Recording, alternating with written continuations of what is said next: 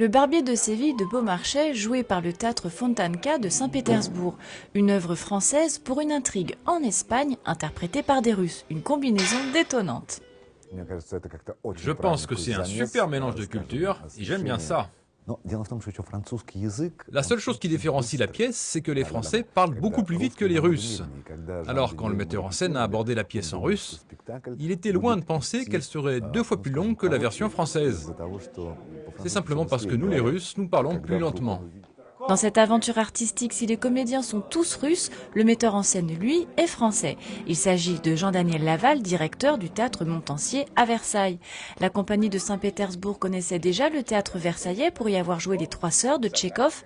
Alors il y a 2 ans, au cours de l'année de la Russie en France, Jean-Daniel Laval a proposé de les mettre en scène dans le Barbier de Séville.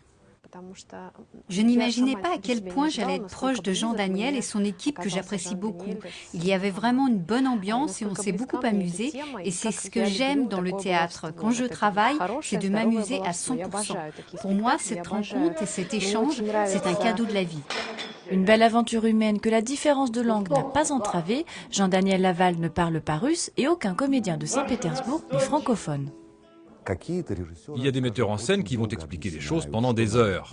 Comment ils perçoivent le personnage, comment l'interpréter. Jean-Daniel, lui, sait se faire comprendre sans les mots. Un seul geste suffit pour transmettre une idée que les comédiens peuvent s'approprier.